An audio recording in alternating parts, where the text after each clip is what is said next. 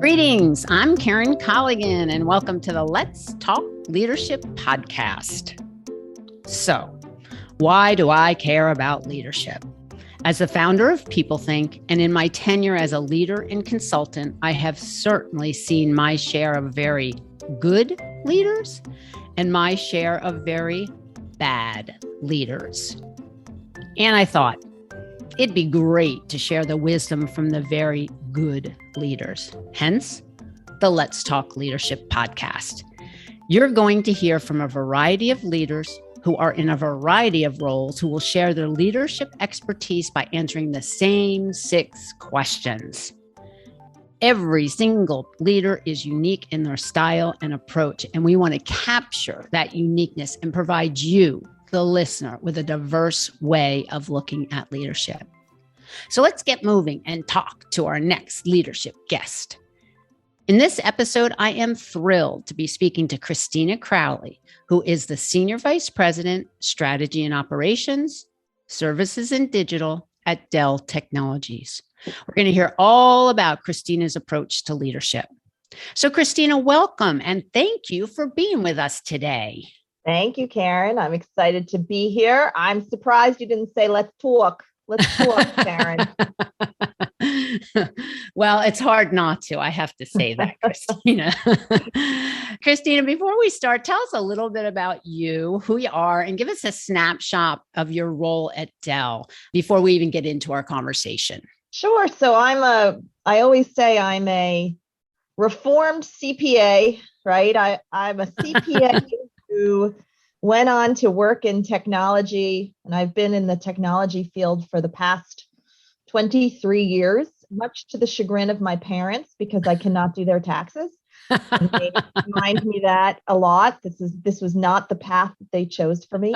But I happened to be lucky enough to be living on the West Coast in the late 90s when, technology was booming in Silicon Valley, and loved what I was doing from an audit perspective in public accounting, but realized pretty quickly it wasn't the life for me or the career path. I thought I would be a partner, but did not happen that way, and happened to be lucky enough to be recruited into Oracle and spent 14 years at Oracle building $1 billion business, and then was really lucky to be recruited over to EMC, now Dell, and have spent the last 10 years really transforming businesses. So the first part of my career was building a business, and the second part has been taking businesses that are either fledgling or need some additional support or have to be consolidated from a global perspective, and spending in the last 10 years,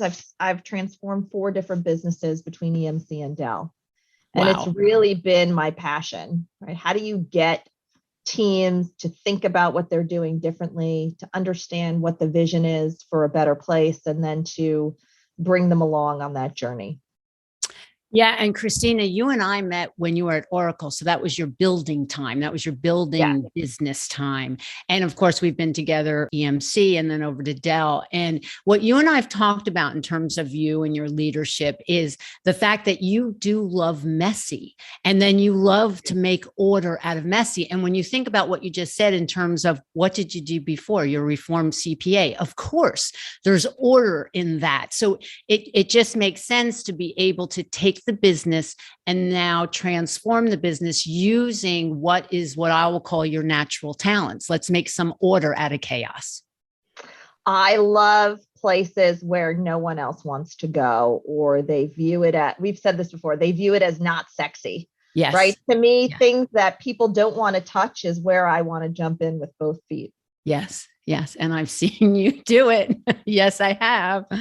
Oh, that's great. Great. We're going to have a great conversation. So let's move on to our first question, Christina, here. And when you think about leadership and the definition of leadership, so many people, you use the word leadership, and people think, oh, yes, leadership. And I think to myself all the time, I wonder how they define leadership, because it's so unique and distinct to each person. So my first question to you, how do you define leadership?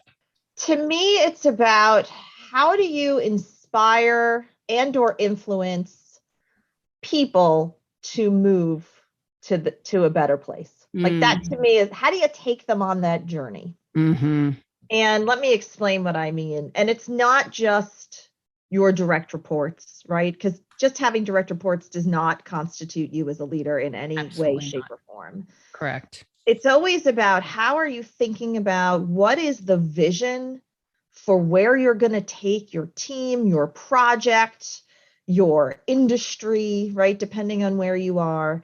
And how do you get those to come along on that journey with you? Mm-hmm. For me, it's as simple as that. And there's, many aspects of leadership, and how do you lead by influence? How do you lead, amongst your peers? It's not management, it's leadership. You hear all of these things, but fundamentally, it's how do you get individuals excited, inspired, ready to go, to start moving. It's really about transformation, and how do you move them to that next place. With your teams and individual, it's very different. I've led very large teams. I've led much smaller teams. When you think about how do you lead your direct reports versus your full large team, when I'm talking about my direct reports, it's thinking about what motivates them, and realizing that everyone has different motivators, and how do you give opportunities that are going to motivate individuals. Versus, when you're sort of thinking about, when I think about the last 10 years in this transformational journey, but even at Oracle, where I was building, my goal was to build $1 billion business, to get to that $1 billion. And it was during the time of Austin Powers, where, it was the finger towards the of $1 billion, right? And I had this massive inspirational approach to getting on stage with thousands of people, and saying, this is where we're going to go, and you have to have people believe in you and believe that you have the ability to take them there. But I've seen leaders who don't have my personality, right? My personality is very bold and loud, and extroverted. I've seen people lead that are quiet introverts, and you have to think about, how do you adjust your style to get the maximum benefit out of the individuals who are working with you. Right. And it goes back to like your direct reports. So they have people leadership as well. And you have to think about each one of them as a unique leader, as a unique individual, and they're going to need different things. So you talk about motivation, you think about inspiring, you think recognition. People need to be recognized differently. So all of that just falls in line with what you're saying. And then what I heard you not saying and saying, if that makes any sense, like if I read between the lines, as you're setting this vision, as you're setting this inspirational goal, what happens then is the people behind you can align their goals to that goal Absolutely. That you're setting. So they feel like they're part. Wow, Christina's setting this inspirational vision. I am part of this. There's two things that I always do when I'm trying to steer the ship in a different direction. The one thing is, I always start speaking in the language in which I want my team to speak in, whether or not we fully understand what that means. And I'll give you an example. I was running a global business services team, which is sort of this high volume, low judgmental, transactional end to end. It was 2,400 people. And when I took over the team, the reputation of the team was not very positive. And we were seen as order takers, and I started saying, I want us to start thinking in the way our stakeholders think and what their business outcomes are. Now, this was, 9 years ago now, or eight or 9 years ago. And we're going to start using robotics process automation, and we're going to use this to automate, and people looked at me like they had no idea what I was talking about. Yeah. And we started talking about, instead of SLAs, we started talking about business outcomes. Instead of order takers, we started talking about trusted advisors. And no one actually knew how we were going to get there or what that meant. But I remember I was so proud when someone on my team was like, yes, I talked to someone in the business and I asked them what their business outcomes were. And I was like, yes, we're starting to, this is sort of how you get there. So that's the first thing I always do. And then there was something that you said, and now I've lost my train of thought.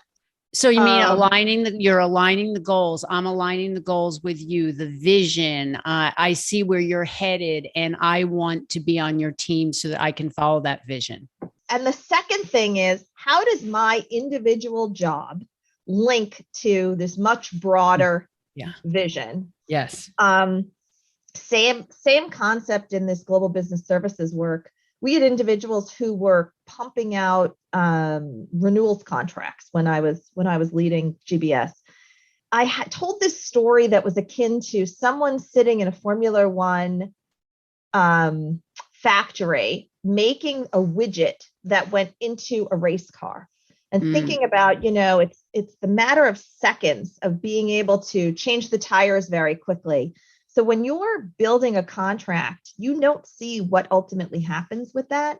But if we make mistakes on that contract, it's a matter of millions of dollars, and linking the fact of, if there's a mistake on the contract, the sales individual who's working with the customer loses the trust of the customer. Yeah. And so we can't be a trusted advisor at that particular point in time. At Dell, what I love at Dell is we have something called the strategy cascade. It starts at Michael Dell's level of what our strategy is for the year. And we take that and we build on it for every level below it, like 5 layers down, so that individual contributors, managers, we can see that how our work makes a difference to the much broader picture of the company. Yeah.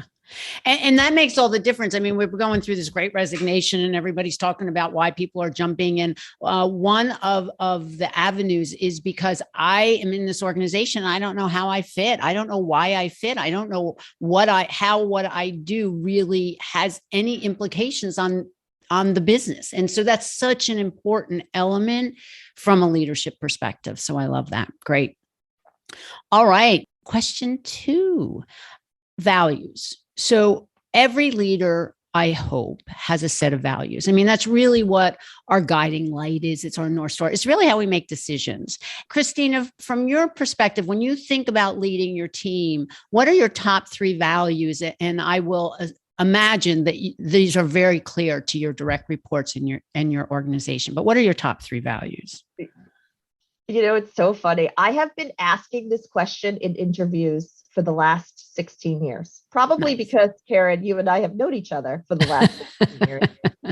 And the first thing we start with when I have a new team is I share what my top 3 values are, and then we do a value exercise. So we understand collectively as a team what are our values, and I understand from my own team what their top 3 values are. Why? Because, and I say this to everyone who comes to work for me, and like broad and direct reports, if you understand my values, you understand how I make decisions, and you're never surprised by my reaction. Because if you support my values, I'm going to have an enthusiastically positive response. If you go against my values, I'm going to have an enthusiastically negative response. Correct.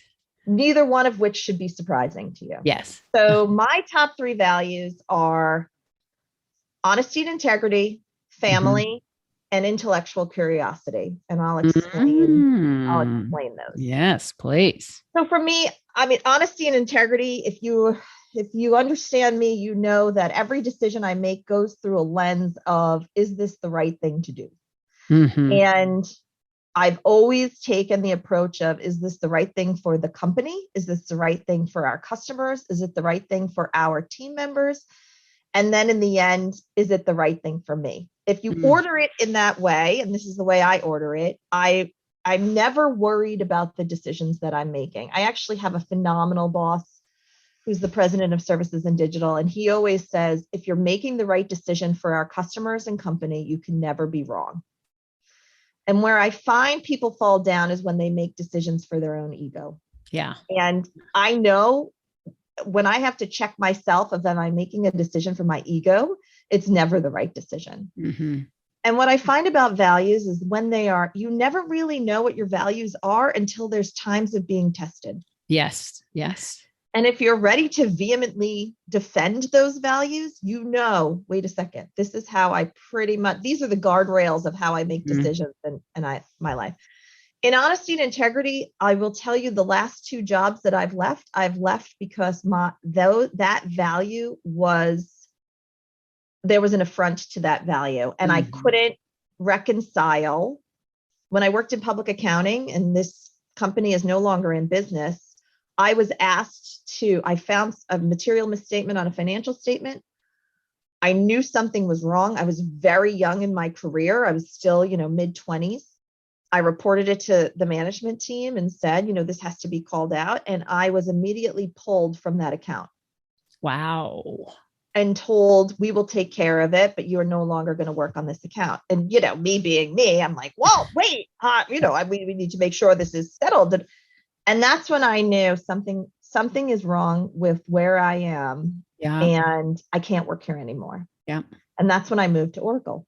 So that's honesty and integrity. The second is family. So I'm a New York Italian, right? Mm-hmm. So if Yes, you know are. anything about Italians, first of all, and then a New York Italian, if we could all live on the same block, I would be so happy. And everyone's in your life 24 hours a day. My sisters call me 18 times a day, drives my husband crazy. But it is all about the familia, right? Uh-huh. Which means you defend, you support, you fight with, you criticize.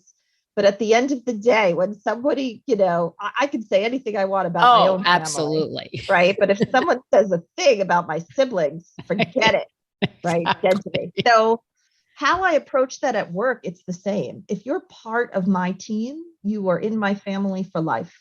And I have colleagues from 22 years ago who we're still in touch, obviously not very often, but if there's ever a need or they need help, they're in my family for life. And that's how I feel about my team. I can, my mother is the best at criticizing, and she'll be like, and she's an amazing human, but she'll be like, is that what you're wearing? So if you take the equivalent of, if that's what you're wearing at work, right, which is, I'm going to tell you things that maybe you don't want to hear, but it's always to try to make you better. Yes. Yeah. And if people come, have a complaint about my team, I'm going to listen and never, defend immediately. I'm going to find out what's going on, but in the end, I'm going to protect them and I'm going to defend them. Yes.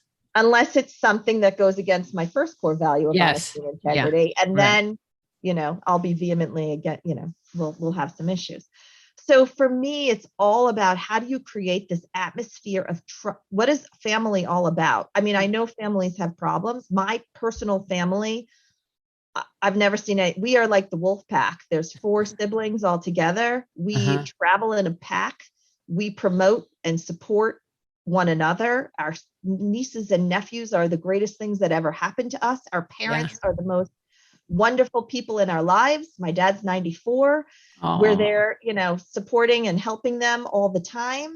And that's how I feel like the environment I want to create as a leader, meaning it's all about trust. Yeah. And the fact that we have one another's backs, and it is not a competitive environment. It is not a jealous environment. It is an environment where we jump in and help one another. I've had this philosophy since I've started managing people, which is, one day I'm going to need some help, right? My dad's been old for a very long time, my whole career. One day I'm going to need to take some time and just go and sit with him and help him. So when you need help, that's what we're all here to do. Yes. All of us in our lifetimes are going to need that time to go figure out our life and what has to happen there. So it's up to us as team members to jump in when that happens. And that's really has been a strong philosophy in any team that I've ever led. Yeah. The third to me is intellectual curiosity, which is just this view of, how do we do it better? Who's doing it better? How do we continue to evolve? What do I need to go learn? I mean, I think there's a reason why in the past 10 years I've had 4 different roles, and it's because I have a lot of energy and I'm constantly want to learn. And so to me, when someone says to me, if I ask the question, well, why do we do this? And they say, well, it's the way we've always done it. That goes right up my spine. Yes. Because it's against my core value of intellectual curiosity. Yeah. Which is, well, how could we do it better? So those long-winded answer, but that's my top 3 values.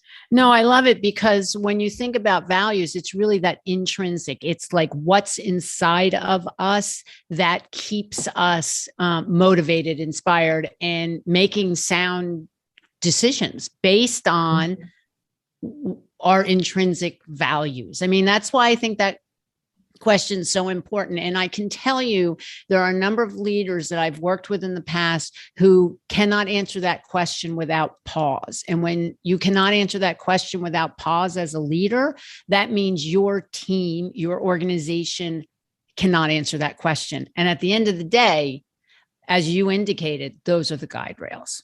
Yes, no question about it. Great. Thank you. All righty. So third question, we're currently going through an enormous amount of transition and change, with the global pandemic, the social awakening, the economic implications of both of those things, Christina. So how do you lead through transition and change? Now, what's interesting about this conversation and this question for you is this is your life, baby. I mean, this is what you do. So give us some helpful hints about how you do it. In any kind of change, my first lead is always lead with optimism. Because if you're Debbie Downer, yes, your team is certainly not going to be excited about what's going on around them. Yeah.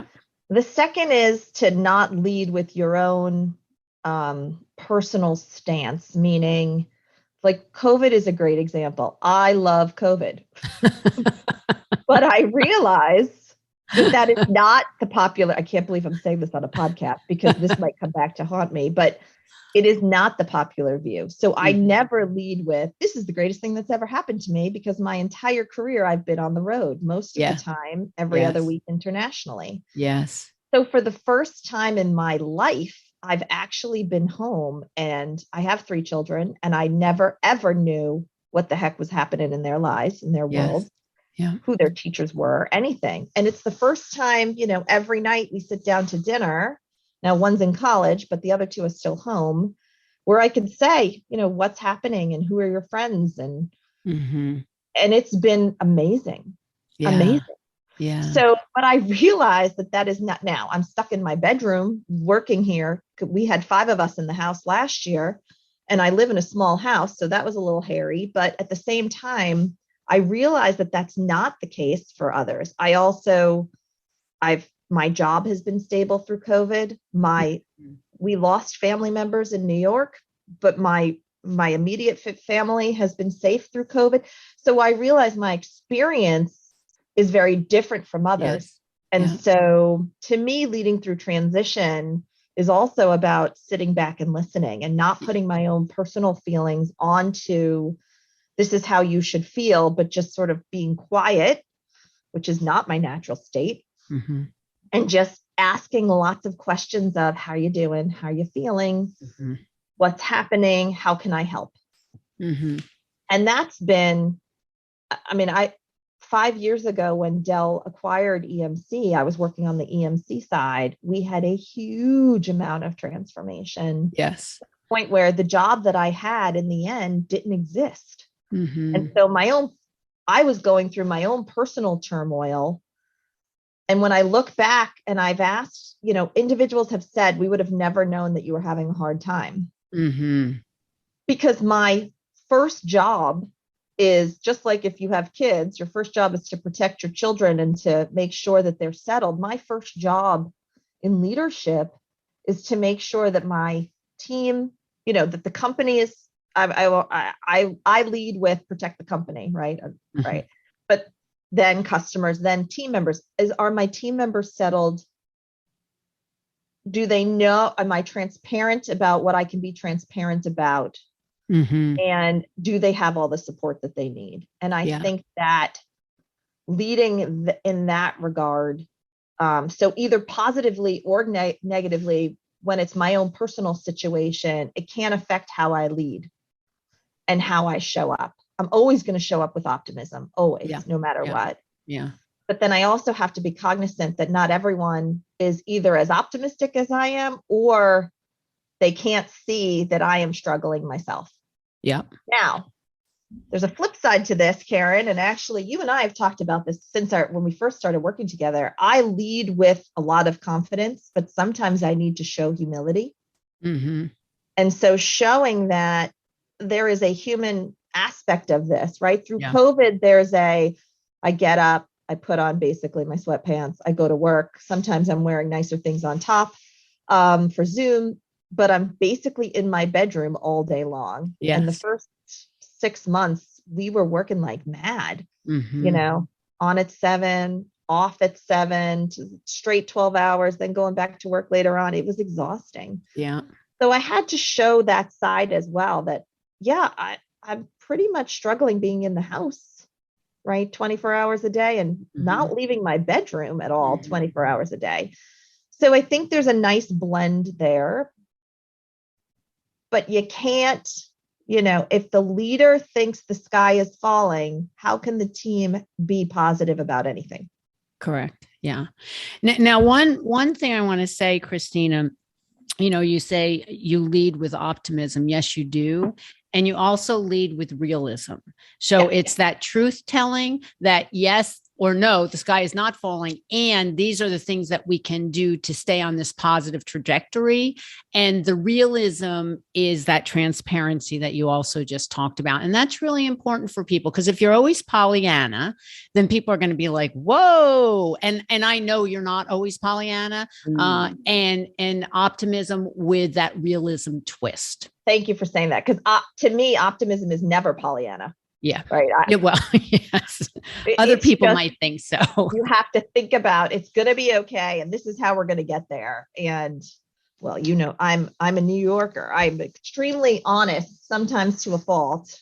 Right. But it's the transparency. And if I think back to the year of transition with Dell, it was I knew we weren't going to be a team. There were 2,400 people that we would not be the same team in the end.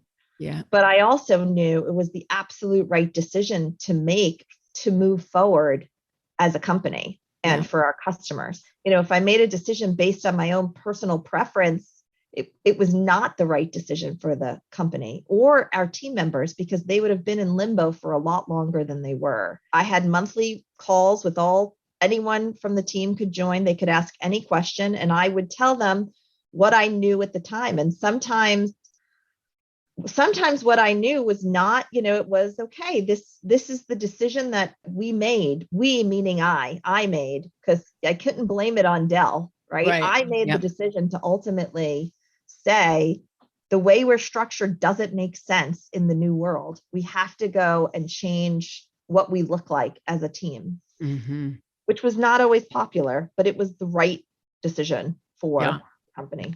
Well, and it goes back to your value of integrity and trust. I mean, you were making the right decision for the company, and you had to do what was right for the business. Yeah, no question. All righty. So we know the best leaders are curious, and obviously that's a big one for you. And leaders need to continually learn. So what do you do? What kind of resources do you have to keep yourself continually on that path of growth and development? So it's interesting. I spent 14 years at Oracle in the same space, right? In this license management services space. And I was considered the grandmother. I think I was like 30 something when I left, the grandmother of license compliance, which was great, but I was bored. In the end, I was bored. I loved it. For 14 years, I loved it. But then I was like, I have to go learn something else. And if I didn't make the leap, so I moved into a sales role, which I had never done before. I didn't know much about it. I moved into a renewals role, which I didn't know anything about, services support. And it was a huge fundamental change for me. It was a big risk. And once I realized, wait a second, it's just like in license management, there is an industry here. There are people that do this really well. There are leaders who've been doing this their whole careers. There are books about recurring revenue. There's Google, right? And that is where I spend. So and every time I've done a transition at EMC and Dell, it's been to something I knew nothing about. And it's the same playbook for me, which is go find the people who do this really well in the industry because a lot of the work that I do spans different types of industries. Go start interviewing others that do this well. Figure out who are the best practice leaders and go find articles and books and start educating yourself. It's a little bit, I love school. I've always loved school. I love that kind of, I'll be sitting there with a book and taking notes. That to me is where I'm in my element. Yeah. It's hiring people who have skills that you don't have. Yes, exactly. Right. I love surrounding myself with much smarter people than me who also have experience that I don't have. Yes. I've worked over the last 10 years.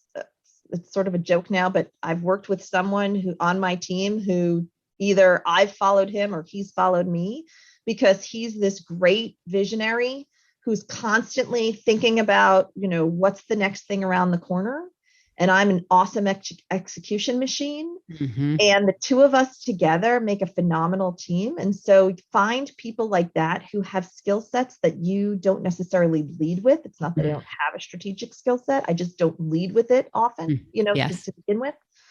So it's really that. And then I'm in a lot of meetings where I don't have a engineering background. Sometimes I'm in a lot of meetings that talk about technology that I don't always understand. And then I do a lot of Google, honestly. Yeah, right. Understood. Yes, when I do. I started working at Oracle, I remember I took a Unix course because I didn't know anything about, or I took a SQL course. I asked someone who was an expert because we were writing scripts at the time, like, can you sit with me and teach me how this works so I can learn it myself? So it's a combination. Well, it goes back to your value of intellectual curiosity. I mean, there's no question about it. So, you live and breathe it anyway. And so you just can't help yourself, it sounds like. My husband is a biologist and he reads Science magazine for fun. And let me tell you, there's a limit to my intellect. There's a limit to your curiosity. There is, because I've tried to like pick up and he'll be like, well, this article's so interesting. And I get maybe 4 sentences, 5 sentences in. I'm like, I have no idea what's going on. That's hilarious. All righty. So the next question is, so you're curious and you have to develop. What about your team members? So what do you give to them for development and growth opportunities? So throughout my own career, I've always said to people, your day job is your day job, meaning it's what you get paid to do and be great at it. But if you want to stand out, start volunteering for other projects.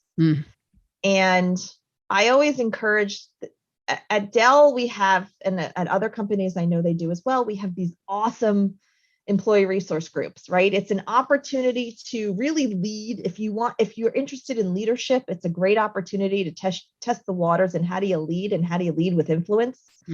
How do you take on projects? How do you volunteer to go and be a moderator for an external speaker? It's like where you meet some really cool, interesting people. Within the group itself, I like to try to figure out what skill sets people exhibit and are there pan group or my own org or pan Dell projects that we can get individuals involved in and match up, what's your interest and your competency level to maybe an area where we need more help. So to me, the way you stand out is in these kinds of opportunities. Yeah. So it's about figuring out how do you find the match? I'll be honest, I'm not going to volunteer every single team member if I don't think that they're going to show up well.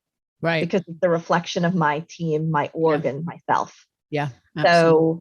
So there has to be sort of a level of, I have trust. Again, it comes down to trust. Yeah. Do I trust that you can jump in and show up well? And does it match what you've told me you're interested in going to do? Right. Yeah. So there's that. Second is who's in my network?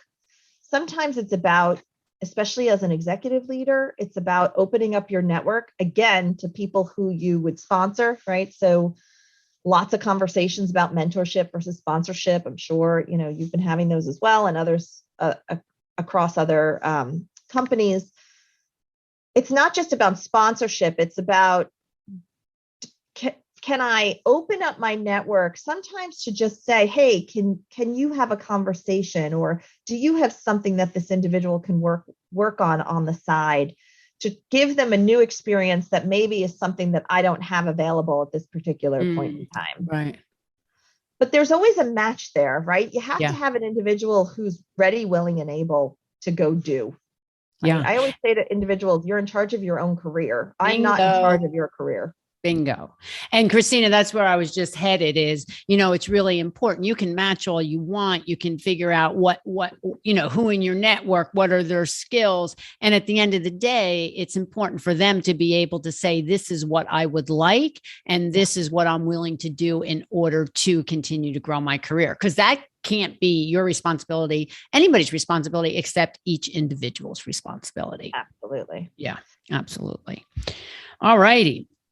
So my last question is around joy, and it's around, well, you mentioned it a little bit in terms of what do you do outside to fill yourself up so that, Christina, when you show up at work, you're whole again. So is it, obviously your family, but do you have art or music or literature, something that fills your soul? So when you come back into work, you're like, okay, I'm Christina, I'm here.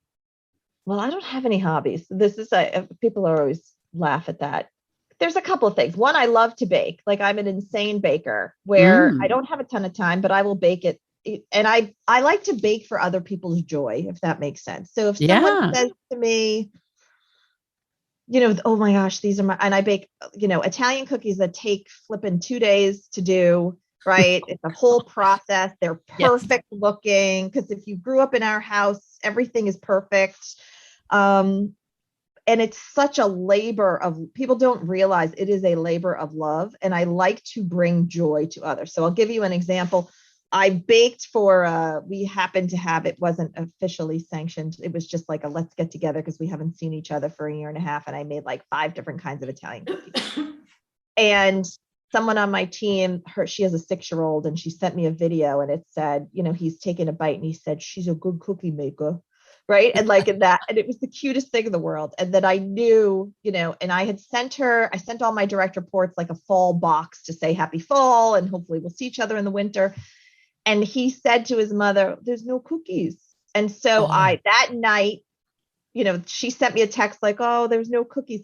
I stayed up till like 2 a.m, baked him cookies, drove them they happened to live 20 minutes, and I was I do drop off in the morning. So I drove them to their house, wrapped them like they were mailed, but I figured they'll get there fresher, left them on the doorstep with his name on them, and wrote him a nice note. To me, it's how do you connect? To me, it's about human connection. Yes. Joy.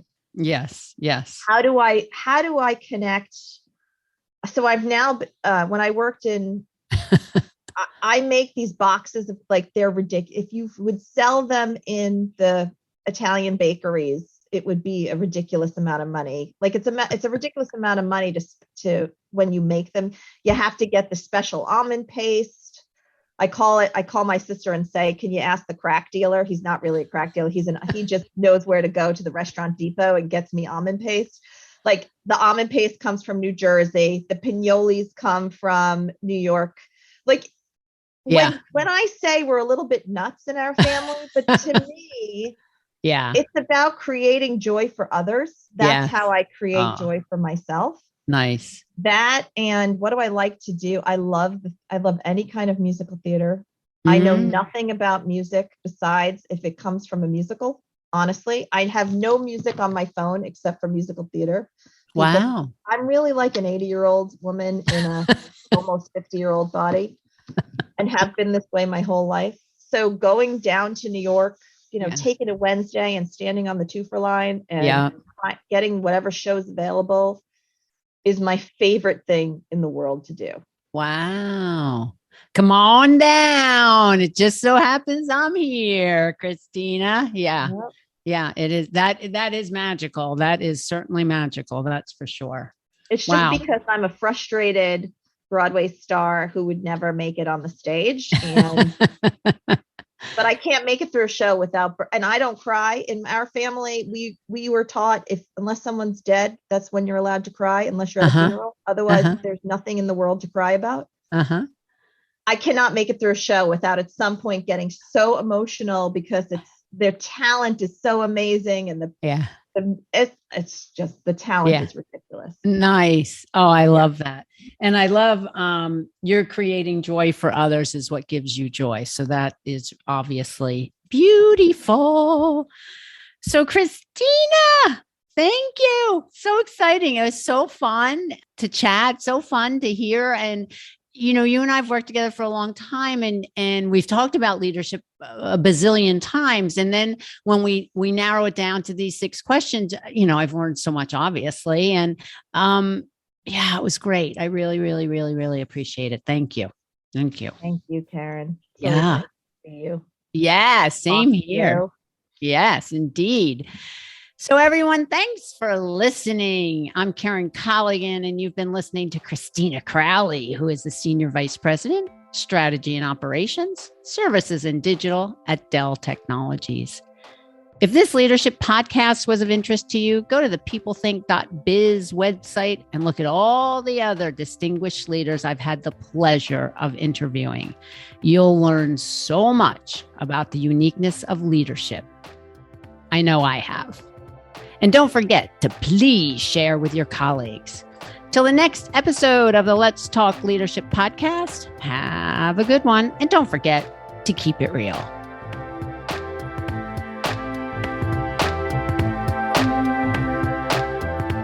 Music by Poddington Bear and editing by Mary Lee Williams. Thanks all, and we'll see you soon. Bye now.